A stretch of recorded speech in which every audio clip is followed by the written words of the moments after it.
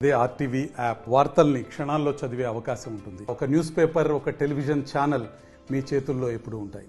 విశాఖలో వాలంటీర్లు తమని కంటిన్యూ చేయాలి. కూటమి ప్రభుత్వం వచ్చిన దగ్గర నుంచే మమ్మల్ని పక్కన పెట్టారు.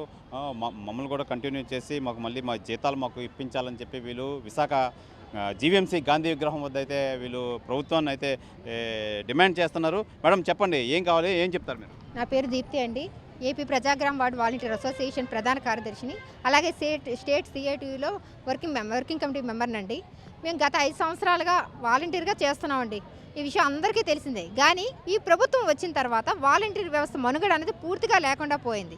అంటే గత ప్రభుత్వం వాలంటీర్గా వచ్చారు, వీళ్ళందరినీ వైసీపీ ప్రభుత్వం తీసుకొచ్చింది. వీళ్ళొక వాలంటీర్స్ కాదు, వీళ్ళు ఓన్లీ జగన్ యొక్క కార్యకర్తలు. జగన్ గారు తీసుకొచ్చారు కనుక వైసీపీ కార్యకర్తలు వీళ్ళు ఎటువంటి ఈ పనైనా వైసీపీ తరఫునే చేస్తారన్న ఒక దీని మీద ప్రజెంట్ అయితే మమ్మల్ని ఇప్పుడు వరకు తీసుకోలేదండి. అదైతే 100%. అలాగే కాకపోతే వీళ్ళకి అర్థం కాదు ఏంటండి, రేపు మొన్న ఎలక్షన్ టైంలో కూడా మేము వైసీపీ పార్టీ కార్యకర్తలు అనుకోవాలి కదా. 2,60,000 మంది వాలంటీర్లు మాకు వాళ్ళు హామీ ఇచ్చేటప్పుడు ఒక్కటి ఆలోచించలేదు.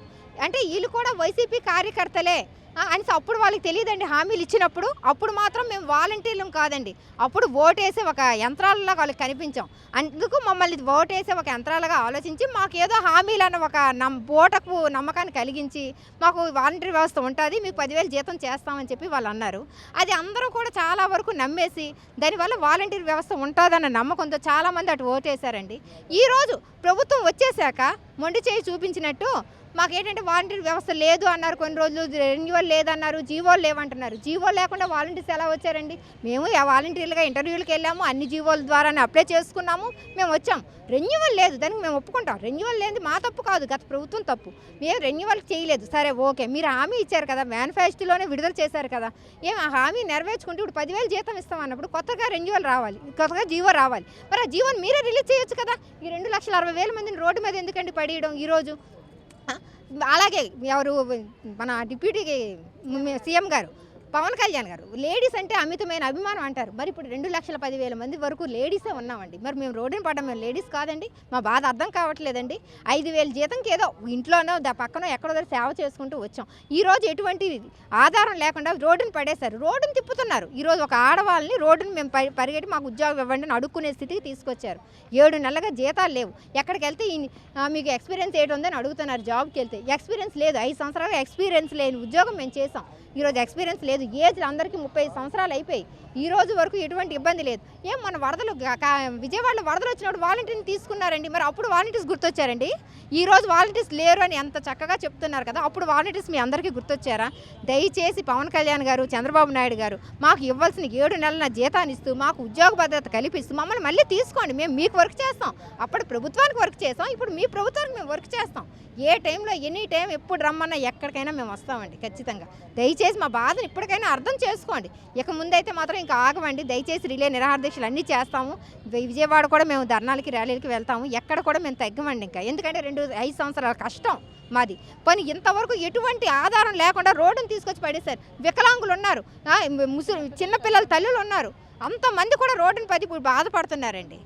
ఇప్పుడు ఎక్కడికెళ్ళి ఒక ఉద్యోగం పని నిరుద్యోగ వృత్తి 3,000 ఇస్తామన్నారు కదా, ఆ నిరుద్యోగ వృత్తి ఆపేయండి. ఇందులోనే పీజీలు చేసిన వాళ్ళు ఉన్నారు, డిగ్రీలు చేసిన వాళ్ళు ఉన్నారు, అన్ని చదివిన ఉన్నారు. వీళ్ళకి ఇంకొక 7,000 కలిపి ఆ 10,000 తోటి ఎక్కడో ఒక దగ్గర అవుట్ సోర్సింగ్లో చాలా జాబ్స్ ఉన్నాయి. అందులో 10,000 ఇస్తూ మాకు ఇవ్వండి, మేము జాబ్ చేస్తాం, మీకు పార్టీకి మేము సపోర్ట్ చేస్తాం. అంతేగాని వాళ్ళు రెన్యువల్ ఇవ్వలేదు, వాళ్ళు జీవో ఇవ్వలేదు, ఆ కారణంతో మమ్మల్ని సైడ్కి తీయడం అయితే కరెక్ట్ కాదండి. దయచేసి ఇప్పటికైనా కొంచెం మా దయ చూపి మాకు ఏదో ఒక టీవీలో అనౌన్స్ చేసి మీకు ఉన్నారు, వాలంటీర్స్ ఉన్నారు, మీకు ఉద్యోగ భద్రత మేము ఇస్తామని ఒక చిన్న హామీ ఇవ్వండి. అదొక్కటే మేము కోరుకుంటున్నాం. అమ్మా చెప్పండి, వాలంటీర్ వ్యవస్థపై మీరు ప్రభుత్వాన్ని ఏం ప్రశ్నించదలుచుకున్నారు మీరు? మాకైతే ఉద్యోగ భద్రత అనేది కల్పించాలి సార్. ఇప్పుడు వైసీపీ పార్టీ వాళ్ళే ఉన్నారు, ఈ వాలంటీర్స్ అందరూ వైసీపీ పార్టీ వాళ్ళే ఉన్నారు అని అంటున్నారు సార్. కానీ అలాగేమి కాదు, అన్ని పార్టీ వాళ్ళు ఉన్నారు. ఇప్పుడు అన్ని పార్టీ వాళ్ళు కలిసే కదా ఇప్పుడు ఓట్లు వేసాం కదా సార్. ఇప్పుడు అందులో ఓన్లీ వైసీపీ వాళ్ళే అయితే మాత్రం లేరు సార్. కానీ మాకు ఉద్యోగం అనేది కల్పించాలి సార్. మేము ఇప్పుడు రేషన్ ఇస్తున్నారు సార్, అలాగని ఇప్పుడు వాలంటీర్స్ని అడగకుండా లేరు సార్. అలాగని వాలంటీర్స్కి కూడా కాల్స్ చేసి అడుగుతున్నారు.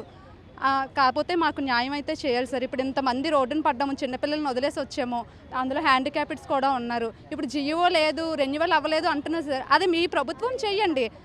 అదైతే అసలు రీజన్ కాదు సార్. ఇప్పుడు ఆ ప్రభుత్వంలో లేదు, ఇప్పుడు మీ ప్రభుత్వం వచ్చింది కదా, మీరు చేసి మాకు న్యాయం చేయాలి సార్. ఇప్పుడు మీరు చెప్పిందే మేము అడుగుతున్నాం కదా, మాకు ప్రత్యేకించి మేమేమీ ఎక్కువ అడగట్లేదు. చంద్రబాబు నాయుడు చెప్పిందే 10,000 చేస్తాను అనిందే మేము అడుగుతున్నాం సార్. చెప్పండమ్మా, ఏం కావాలి, ఏంటి మీ డిమాండ్లు ఏంటి? సార్ మాకు ఉద్యోగ భద్రత మాకు కల్పించాలండి. 7 నెలల బకాయిలు మాకు కల్పించాలి సార్. మేము చాలా ఇబ్బందులు పడుతున్నామండి. 7 నెలల నుంచి మాకు ఎవ్వరికి కూడా జీతాలు లేవు, ఏమీ లేవు. మాట్లాడితే జీవో లేదు అంటున్నారు సార్. మేము ఏం చేసాం సార్, మాకేం తెలుసు ఉందో లేదో. గత ప్రభుత్వం కదా సార్ చేసింది. ఇప్పుడు వాలంటీర్లు అందరినీ రోడ్డును పడ్డాం సార్. చిన్నపిల్లలు ఉన్నారు, వికలాంగులు ఉన్నారు, వితంతువులు ఉన్నారు, ఒంటరి మహిళలు ఉన్నారు. వాళ్ళకి ఎలా వస్తుంది సార్? రెంట్లు కట్టుకొని పిల్లలు పోషించుకోలేక ఎన్ని ఇబ్బందులు పడుతున్నాం సార్. 7 నెలల నుంచి మమ్మల్ని అందరినీ రోడ్డును పడేశారు సార్. మా ఉద్యోగ భద్రత మాకు కల్పించాలి సార్. అంతకు మించి మేము పవన్ కళ్యాణ్ గారిని కానీ చంద్రబాబు నాయుడు గారిని కానీ మేము యాంటీ కాస్ట్ సార్. మేము ఎందుకు సార్ ఓట్లేసి గెలిపించుకున్నాం? మాకు 5,000 సరిపోవట్లేదు అనేసి ఆయన అన్నారనే కదా. మేము చిన్న చిన్న వాళ్ళం సార్. మేము పెద్ద వాళ్ళం ఏం కాదు కదా సార్. ఇక్కడ ఉన్న వాళ్ళందరూ మధ్యతరగతి వాళ్ళే, డబ్బున్న వాళ్ళు ఎవరూ లేరు సార్. మాకు 5,000కి ఇంకొక 5,000 వేస్తే కూరలోకి ఉప్పులాగా మాకేదో హెల్ప్ అవుతుందని చెప్పేసి మేము అందరం వచ్చాం సార్. అంతేకాని మేము అందరం ఓట్లేసి గెలిపించుకున్నాం సార్ ప్రభుత్వాన్ని. మేమైతే యాంటీ కాదు సార్. 10,000 చేస్తారు, ఉద్యోగ భద్రత కల్పిస్తాను అన్న ఉద్దేశంతోనే మేము ముందుకు వచ్చాం సార్. బ్రదర్ చెప్పండి, ఏం చెప్తారు, ఏం కావాలి మీకు?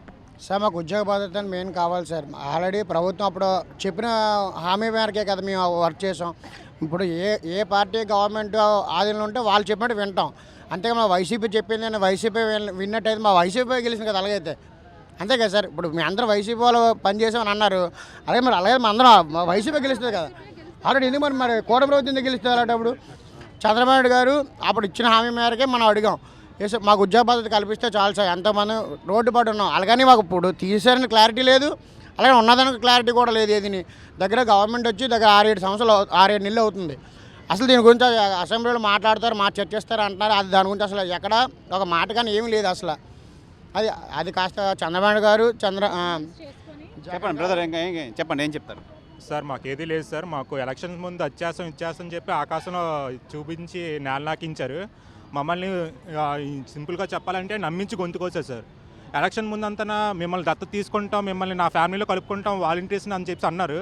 ఇప్పుడు తీరామోసి మీరు మాకు కొట్టలేదు, మీ పిల్లలకి మేము పేరు పెట్టలేము అని చెప్పేసి ఇప్పుడు అంటున్నారు అని చెప్పేసి కామెడీ చేస్తున్నారు. ఇప్పుడు మీకు పగలుంటే మీరు కొట్టుకోండి సార్, అంతేగాని మాలాంటి వాళ్ళతో ఆడుకోకూడదు కదా. ఇప్పుడు పార్టీ అంటున్నారు, ఇప్పుడు పార్టీ అవతల పార్టీకి వెళ్తున్నారు, అవతల పార్టీకి వెళ్తున్నారు. మీరు సుఖంగా ఉన్నారు, ఇప్పుడు మమ్మల్ని రోడ్డు పాలు చేస్తారు. అంటే ఇప్పుడు మమ్మల్ని పేషెన్సీ టెస్ట్ చేస్తున్నారో ఏంటో అర్థం కావట్లేదు. ఇప్పుడు 2 లక్షల మంది అంటే తక్కువ కాదు కదా, స్టేట్ మొత్తం అంతా కదా. ఇప్పుడు 2 లక్షల మందికి కోపం వచ్చి వీళ్ళు ఏం చేస్తారా అని ఎదురు చూస్తున్నారు. అంటే మా కోపాన్ని ఎలా ఫేస్ చేయాలో చూస్తున్నారు. మాకు రోడ్డు ఎక్కడం ఒక మాట కాదు సార్. అందరూ రోడ్డు ఎక్కగలం, అందరూ ఇక్కడ యూతే. కాకపోతే మేము చదువుకున్నాం కాబట్టి కొంచెం ఆలోచిస్తున్నాం. మాకు ఈ గవర్నమెంట్ ఏం చేస్తుంది కదా, మాకు ఏదైనా మాకు ఒక లైఫ్ ఇస్తుంది కదా అని చెప్పేసి. ఫర్దర్గా మీరు ఏం చేయదలుచుకున్నారు? ప్రభుత్వం మీ కోరిక నెరవేర్చకపోతే ఏ విధమైన ధర్నాలు చేయబోతున్నారు? సార్ ఫర్దర్గా ఇంకేం లేదు సార్. ఇప్పటికైనా మా మీద యాక్షన్ ఏం తీసుకొని మాకు ఏదైనా చేయకపోతే ఇంకా సివియర్గా ఉంటుంది సార్. ఈ రోజు నుంచి సివియర్గా ఉంటుంది స్టేట్ మొత్తం. ఇప్పుడు ఆల్రెడీ మేము ఒక మాట మీద వెళ్తున్నాం. ఇప్పుడు కానీ మా మీద ఏదైనా ప్లాన్ చేయకపోతే మాత్రం ఇంకా ఏదైనా చేసిన ధర్నాలు ఏమైనా స్ట్రైక్స్ అయినా ఏదైనా సీరియస్గా ఉంటుంది ఇంకా. అయితే ప్రధానంగా ఈ కూటమి ప్రభుత్వం ఎలక్షన్ ముందు అనేక వాగ్దానాలు ఇచ్చింది. మాకు 5,000 నుంచి 10,000 చేస్తాము అని చెప్పి మాకు నమ్మబలికి ఎలక్షన్ అయిపోయిన తర్వాత ముఖం చాటేస్తున్నారు. నిజంగా మేము ఫ్యామిలీస్తో ఉన్నాము, మాకు ఖర్చులు ఉంటాయి, మాకు ప్రాబ్లమ్స్ ఉంటాయి. నిజంగా మాకు పార్టీకి అతీతంగా ఏ ప్రభుత్వం అధికారంలో ఉన్నా మేము మా సర్వీస్ అయితే మేము చేస్తాం. దయచేసి మమ్మల్ని కాపాడండి, మమ్మల్ని ఒడ్డున పడేయండి అని చెప్పి వీళ్ళనైతే ప్రభుత్వాన్ని అయితే కోరుకుంటున్నారు. లేని పక్షంలో రానున్న రోజుల్లో ఈ ఉద్యమం మరింత తీవ్రత రూపం దాలుస్తామని చెప్పి వాలంటీర్లు ప్రభుత్వాన్ని అయితే హెచ్చరిస్తున్నారు. కెమెరామెన్ అజయ్తో శివరామకృష్ణ, RTV, విశాఖపట్నం నుంచి. మరిన్ని వీడియోస్ కోసం ఛానల్ ని సబ్స్క్రైబ్ చేయండి, లేటెస్ట్ అప్డేట్స్ కోసం వాట్సాప్ ఛానల్ ని ఫాలో చేయండి అండ్ లింక్ డిస్క్రిప్షన్ లో ఉంది.